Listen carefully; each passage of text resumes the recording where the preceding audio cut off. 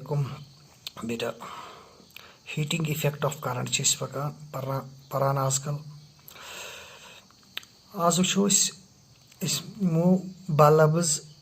सीरीजस मज बल्ब्स नमो सीरीजस मज बल्ब्स नमो पैरेललस मज समझे मे जी बल्ब्स B1 तो B2 नी मे अकिस केसस मज सीरीजस मज बीस केसस मज बह निवान यम बल्ब्स पैरेललस मज तो वन कि वनो सा कुस बल्ब चमके ज्यादा समझ यानी which bulb will glow more brightness which bulb is having more brightness यह डिपेंड करान अत पे कि कत वाटेज ज्यादा या कत कम क्या बल्कि यह डिपेंड करान कि यह सीरीजस मज कि पैरेललस मज वो सा क्या अगर अस गोबर सीरीजस मज निमो सीरीजस मज तुम पता यम सात सीरीजस मज बल्ब्स आसान या रेजिस्टर्स आसान करंट यह जन दैट इज कांस्टेंट चूंकि अस पता V बराबर IR ये V गो IR बराबर I गो कांस्टेंट तमिक मतलब गो तेल V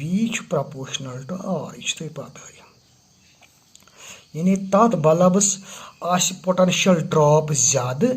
यमो दो मज ड्रॉप ज्यादा ये रेजिस्टेंस ज्यादा वो रेजिस्टेंस कत ज्यादा समझ रेजिस्टेंस कत ज्यादा अस पता इक्वेशन ब्याख रात कोर रेजिस्टेंस इलेक्ट्रिकल एप्लायंस या बल्ब R बराबर VR square divided by PR VR go rated voltage PR go rated power यह VR थो तुम कांस्टेंट अगर बल्ब 2-3 तिम सारी 120 लिखित या 110 सारे लिखित हू लिखित तेल गो ना यह कांस्टेंट गो R युस जन यह गो ना तेल प्रपोर्शनल टू 1/PR यानी तथ अकिस रेजिस्टेंस ज्यादा यथ पावर रेटेड ज्यादा अगर 60 वाट ब्याक 100 वाट समझ 100 वाटस रेजिस्टेंस कम 60 वाटस ज्यादा रेजिस्टेंस समझ next P back equation in terms of current P बराबर I स्क्वायर R बह लिख अगर पावर कंजप्शन लिख बह तेल PC यह I चूंकि कांस्टेंट यथ मज बह लिख PC प्रपोर्शनल टू R गो अस तोर फिक्र तेल यथ पावर ज्यादा तथ रेजिस्टेंस कम ये रेजिस्टेंस कम तथ पोटेंशियल ड्रॉप त कम तो सह कर पावर कंज्यूम त कम यानी तमिच ब्राइटनेस कम शॉर्टस मज लिख बह यथ PC युस जन important point PC proportional to V proportional to R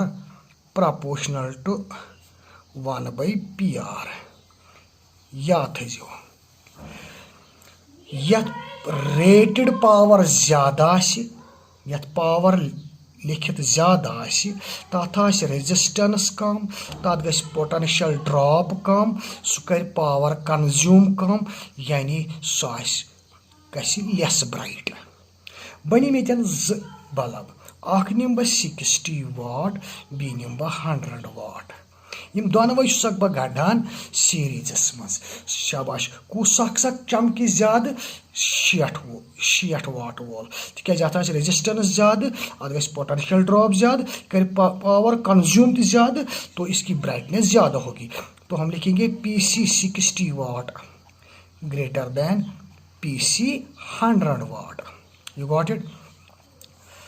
on the other hand अगर निमो पैरेललस मज यम ज बल्ब्स वन पैरेललस मज तुम पता आसान V कांस्टेंट आसान V कांस्टेंट आसान ये V कांस्टेंट गो तमिक मतलब गो I तेल इनवर्सली प्रोपोर्शनल टू R यानी यथ रेजिस्टेंस ज्यादा आशि तम मज पे करंट कम यथ रेजिस्टेंस कम आशि बल्बस तम मज पे ज्यादा करंट ब्या पॉइंट था बह ये वो तुम यह R मे पता R बराबर आसान VR square by PR VR गो कांस्टेंट अगर बल्बन सारे रेटेड वोल्टेज सेम तेल गो यह कांस्टेंट गो R गो इनवर्सली प्रोपोर्शनल टू PR यह पता यथ ज्यादा रेटेड पावर आस तथ कम ये कम आस करंट पक ज्यादा ब्याक पॉइंट वनो P U Z P बराबर आसान V स्क्वायर बाय R यह गो वनकस एप्लाइड वोल्टेज समझ चूंकि एप्लाइड वोल्टेज सारे सेम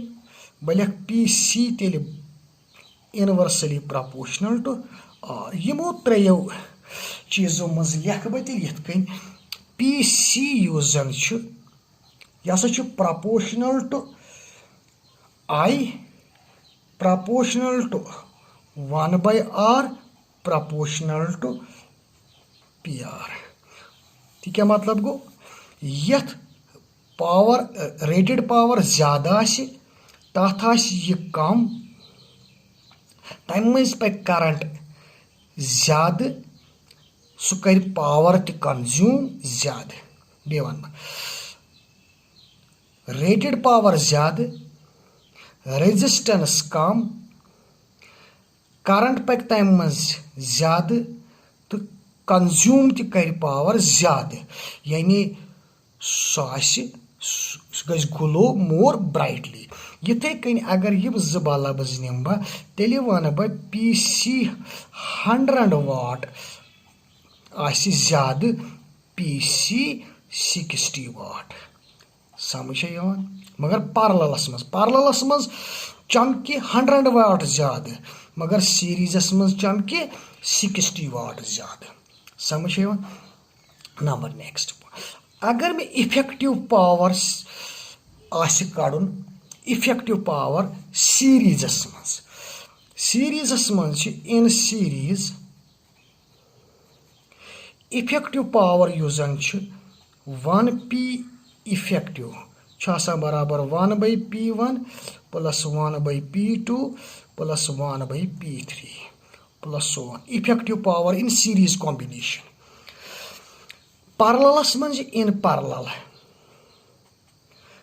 man P effective आसान यानी equivalent power सह बराबर P1 plus P2 plus P3 plus so on याद रखना ये चीज़ in series combination effective power आसान बराबर 1 by P इफेक्टिव बराबर 1 by P1 plus 1 by P2 plus 1 by P3 P1 P2 P3 go power different बल्बन या डिफरेंट इलेक्ट्रिकल एप्लायंसन you got it next point use ये हीटिंग इफेक्ट ऑफ करंट पान अत applications in your daily life applications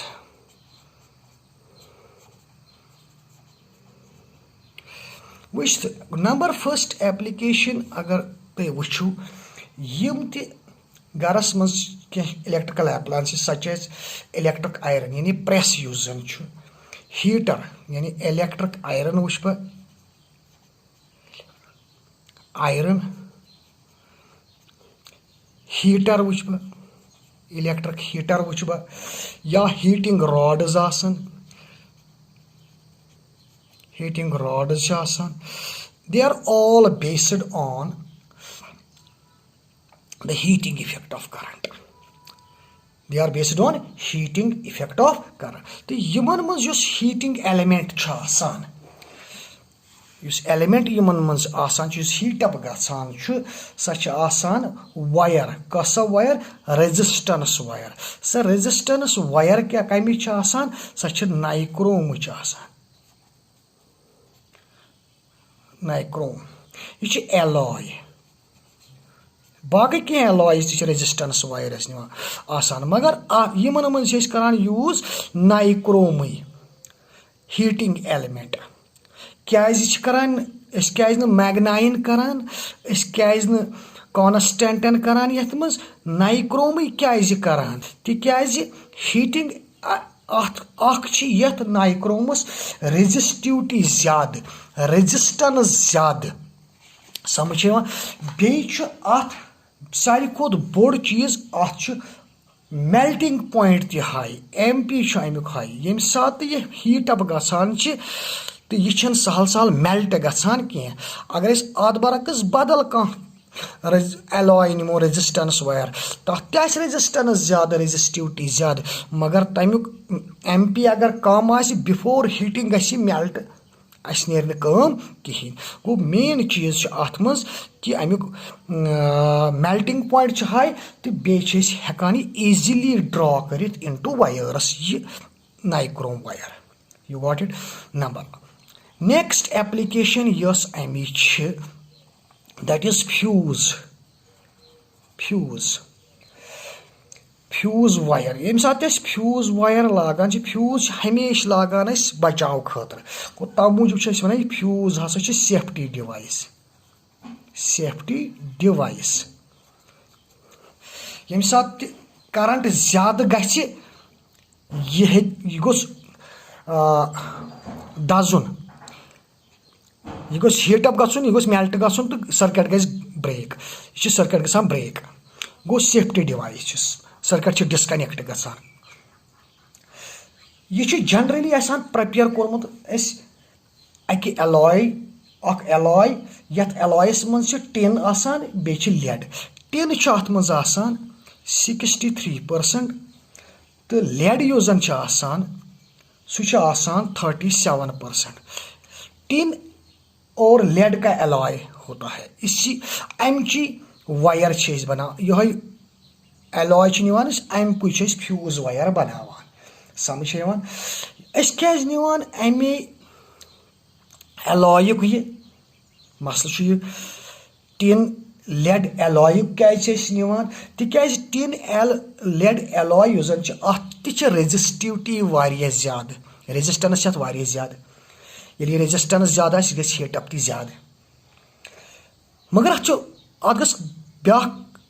चीज अत गोस melting point कम आस Utah current ज्यादा गि यह ज्यादा हीट अप तो यह गि मेल्ट गुन सर्किट गि ब्रेक गुन अत गोस लो मेल्टिंग पॉइंट लो MP खुद गोस हाई MP यह गोस लो MP समझ तव मूजूब यूज करान tin lead alloy suitable for the fuse wire यह हमेशा करान यूज फ्यूज वायर सर्किटस मज सीरीजस मज तिकाज यम सात करंट ज्यादा गि शॉर्ट यम सात गसान यह गो सर्किट सरसी सर्किटस गोस ब्रेक कर नत अगर परलस मज अड़ चीज हेकान चलित तम गसान डैमेज यह सीरीजस मज सर्किटस मज लाग तो यह अत मज सेफली यस करंट पकि सेफली यह कूचा करंट पकि सह डिपेंड करान अम किस रेडियस पे अम वायर हंदिस रेडियस पे डिपेंड करान अमिच सेफ करंट यिथ कन सेफ करंट यह जन I that is proportional to R raised power 3/2 यानी रेडियस यु जन तम किस 3/2 पावरस पे डिपेंड करान सेफ